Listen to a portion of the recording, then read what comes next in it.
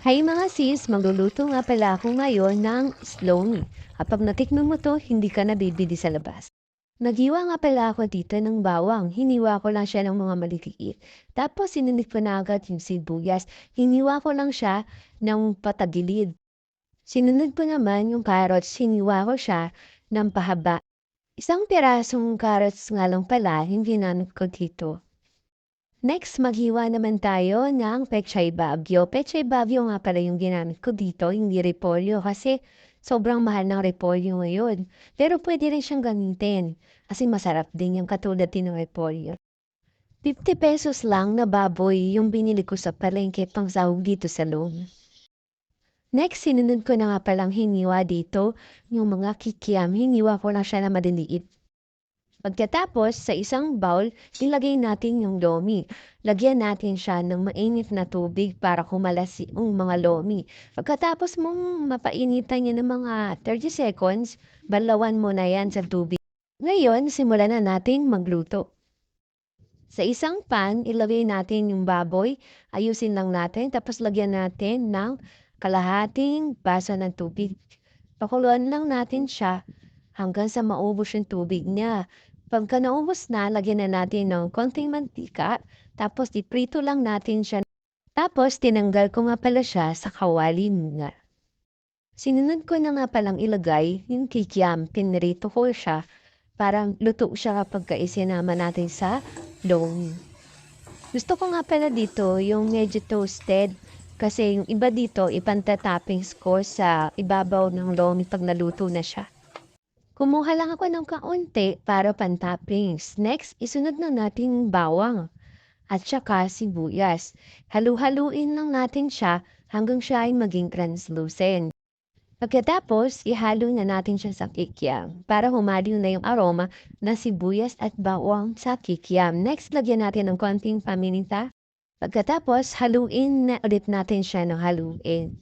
Sunod na natin agad yung carrots na hiniwa natin.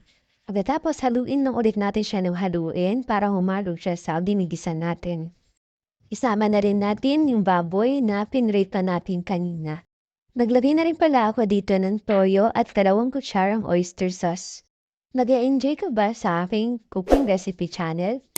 Mag-subscribe ka naman at hit mo na ang notification bell para ma-inspire naman ako gumawa ng iba pang recipe. Ayan sis, naglagay na nga pala ako ng tubig. 6 na basong tubig ang nilagay ko dito. Pero nakadepende sa iyo kung gaano kadaming tubig ang ilalagay mo. Sa akin, okay na yung dami ng tubig na yan. Pagkatapos, hintayin natin siyang kumulo. Pakuluan lang natin siya ng kaunti. Pagkatapos, haluin natin. Pagka nahalo mo na siya, lagyan mo na siya ng asin. Inagyan ko nga pala ito ng kalahating kutsara lang ng asin. Nakadepende sa inyo yung pagbalanse ng alat. Kasi sa akin natabang pa kaya dinagdagan ko. Sinunod ko na agad yung lomi. Hinalo-halo ko lang siya sa pinapakuluan ko. Haluin mo pala siya ng haluin sis. Pagkatapos, isunod mo na agad yung tinunaw na cornstarch or slurry para lumapot yung kanya sabaw. Pagkatapos haluin mo ulit siya ng haluin, hanggang sa makita mo na yung texture na malapot na siya. Next, isunod mo na agad yung itlog. Yung itlog nga pala dito, binati ko nga pala siya muna bago ko siya ilagay. Pagkatapos, tsaka ko siya hinalo ng hinalo.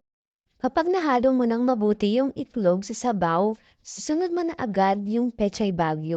Pagkatapos, haluin mo na siya ng haluin ulit. Tapos pakuluan mo ng mga 1 minuto. Naglagay nga pala ako dito ng konting chicharon. Kasi yung ibang chicharon, ipantatoppings ko din. Pakuluan mo ulit siya. Tapos pag nakita mo na medyo humalo na yung chicharon sa sabaw, okay na yan, luto na yan. Ayan, maghanda na ng mangkok at i-ready na natin ang lomi. Siguradong magugustuhan to ng iyong pamilya. Pagkatapos kong ilagay ang lomi sa mangkok, nilagyan ko nga pala siya ng mga toppings na chicharon, kikiam, baboy at saka itlog. Yan, ready na ang ating lomi. I-serve na natin ng mainit sa ating pamilya. Hi mga sis, nag-enjoy ka ba sa aking channel? I-subscribe mo ang channel ko ha. Salamat, yun lang.